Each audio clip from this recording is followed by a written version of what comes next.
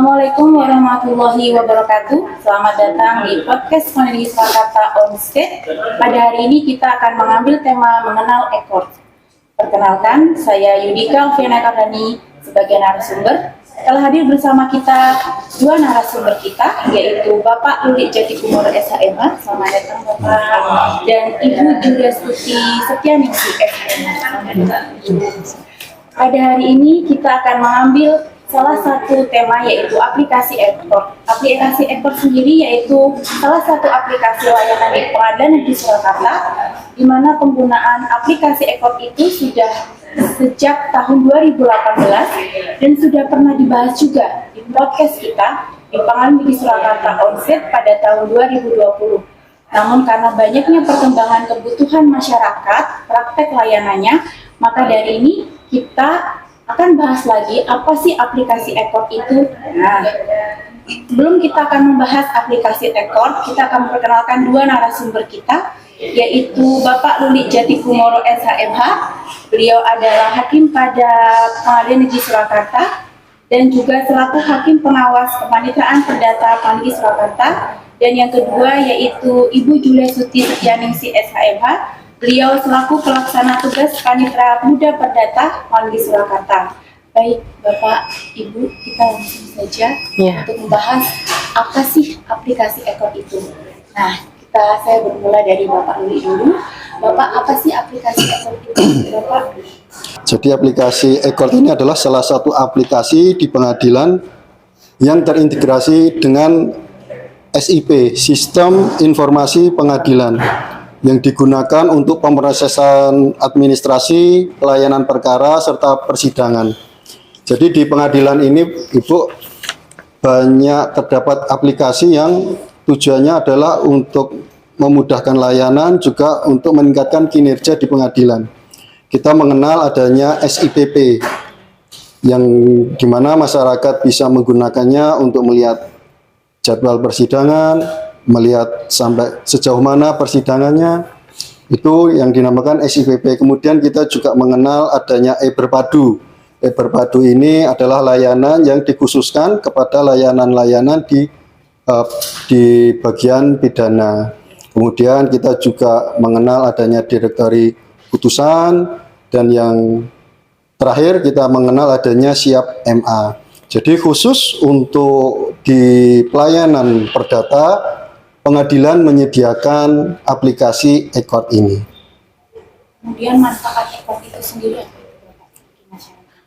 Jadi dengan adanya aplikasi ini, masyarakat pengguna layanan yang memerlukan layanan pengadilan dapat menggunakan layanan ini secara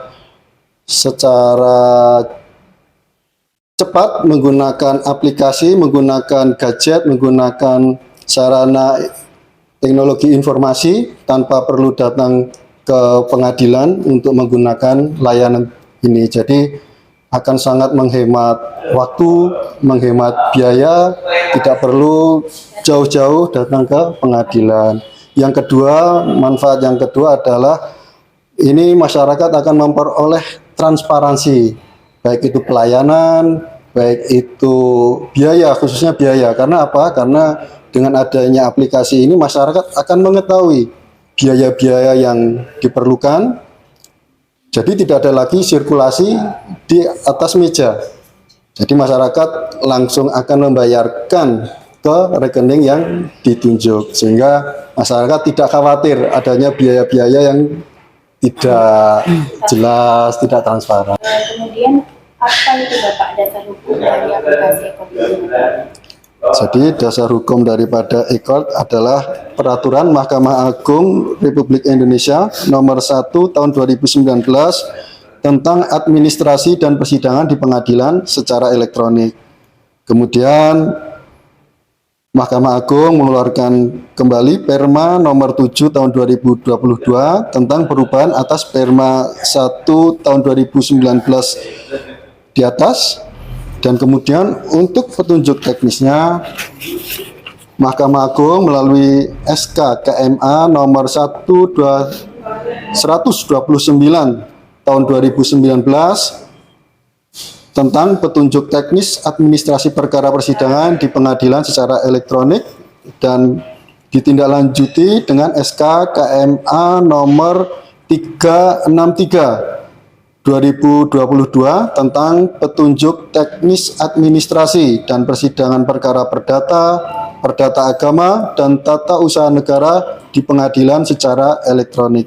Jadi peraturan-peraturan tadi merupakan petunjuk dasar hukum sekaligus petunjuk pelaksanaan teknis di masyarakat yang mungkin ingin mengenal lebih lanjut bisa mengakses atau melihat peraturan-peraturan yang kami sebutkan tadi.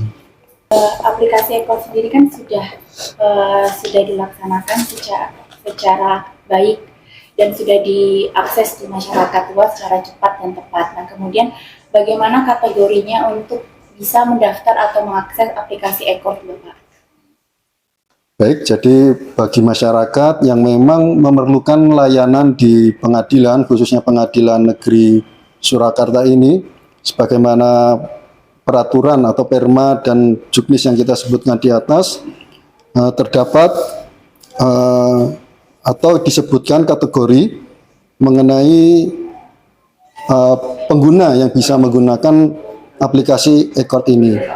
Jadi yang kita kenal ada yang namanya pengguna terdaftar dan pengguna lainnya.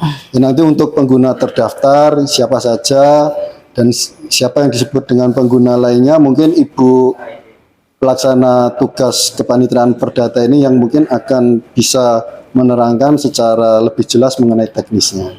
Baik, sekarang kita langsung saja ke Bu Yuli ya, Bu ya. Apa sih itu tentang pengguna terdaftar dan pengguna lainnya yang disampaikan ke Bapak Yuli tadi? Ya. Bisa dijelaskan, Bu? Terima kasih, Mbak. Ya.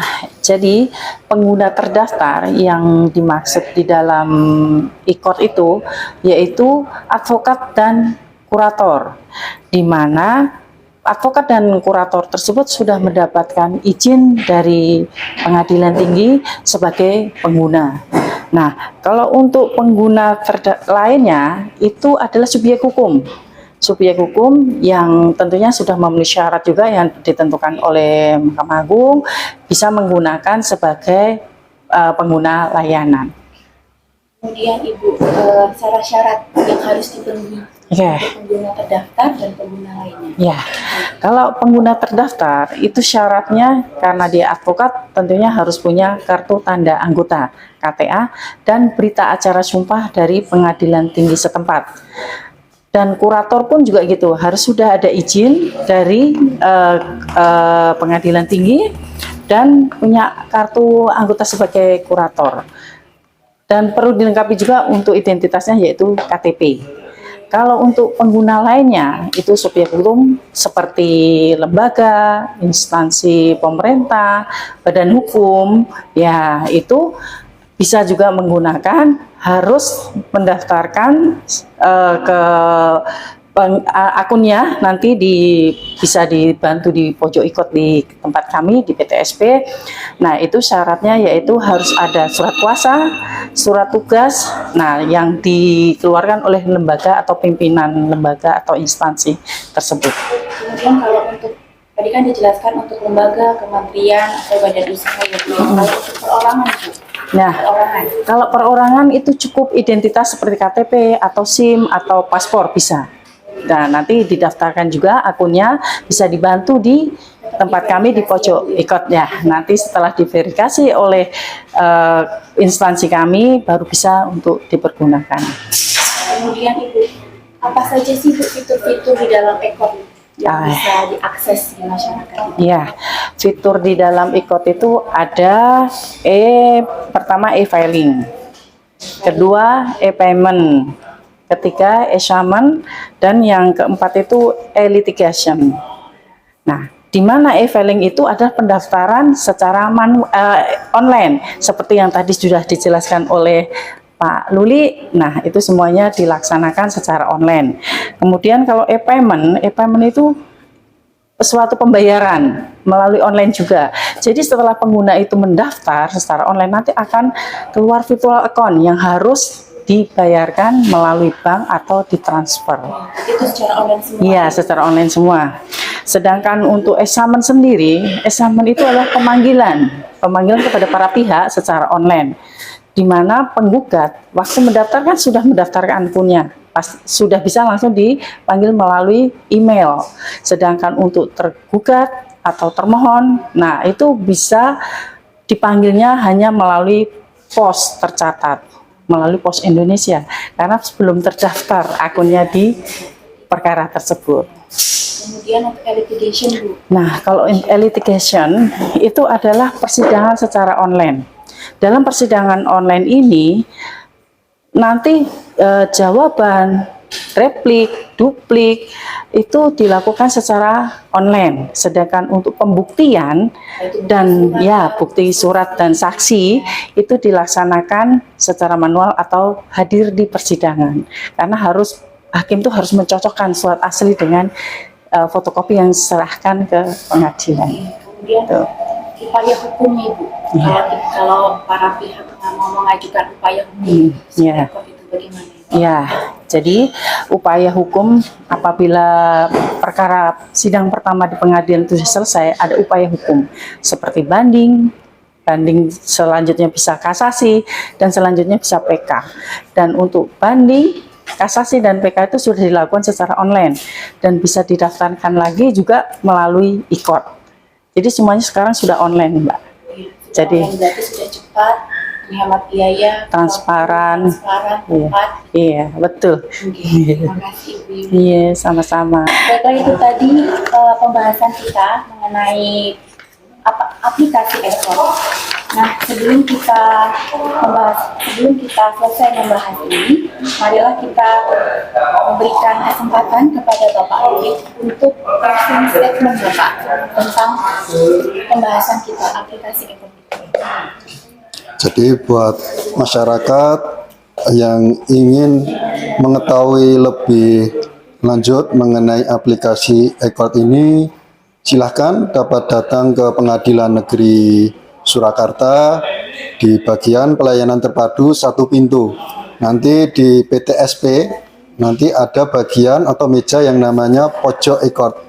Silakan nanti masyarakat bisa menanyakan langsung kepada petugas kami mengenai aplikasi e-court ini, bagaimana penggunaannya, bagaimana syarat-syaratnya. Silakan datang ke Pengadilan Negeri Surakarta.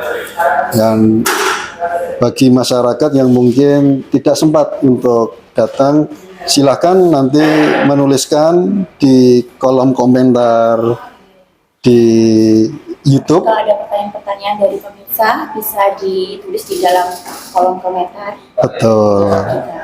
Betul Ibu.